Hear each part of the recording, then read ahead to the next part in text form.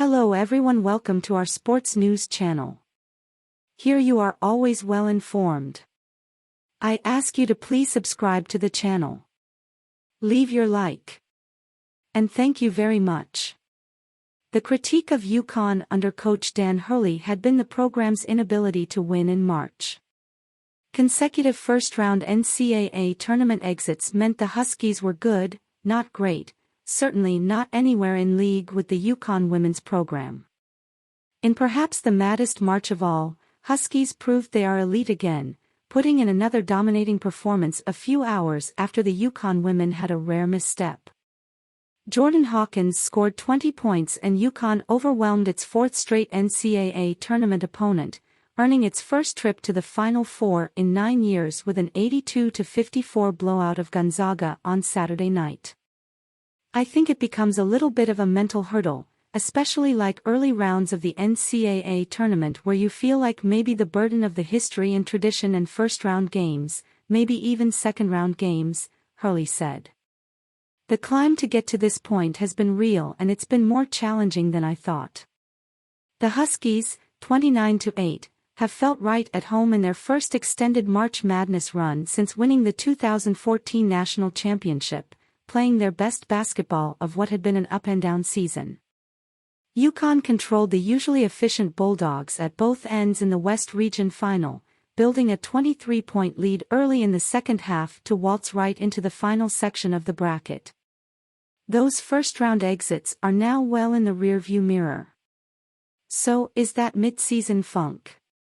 These elite Huskies did what the UConn women couldn't for once and are headed to Houston, where they will play Texas or Miami. UConn has a pretty good track record once it gets this far, too. The Huskies are 8-1 all-time in Final Four games. "We've got a lot to prove," said Andre Jackson Jr., who had 8 points, 10 assists and 9 rebounds. "We still have a chip on our shoulder."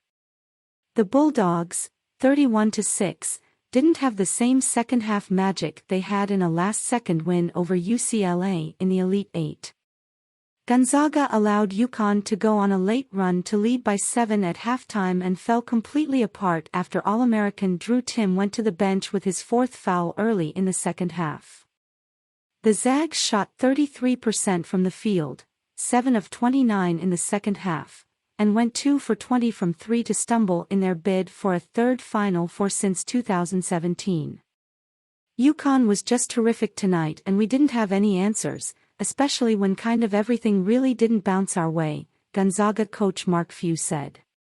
"And we can't absorb a game like that when our offense is as bad as it was tonight." Alex Karaban scored 12 points and Adama Sanogo had 10 points and 10 rebounds for UConn.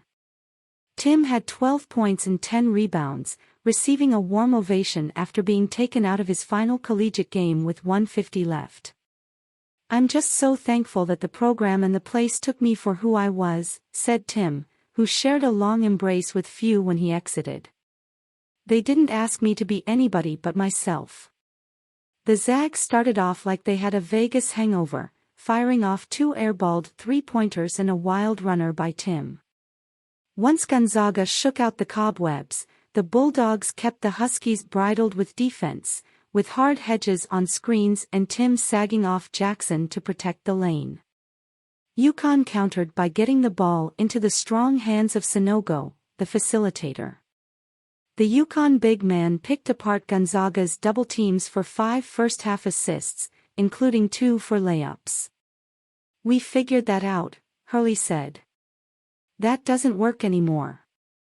Karaban hit a three-pointer at the buzzer to put the Huskies up 39-32 at halftime, and it got worse for Gonzaga to start the second half.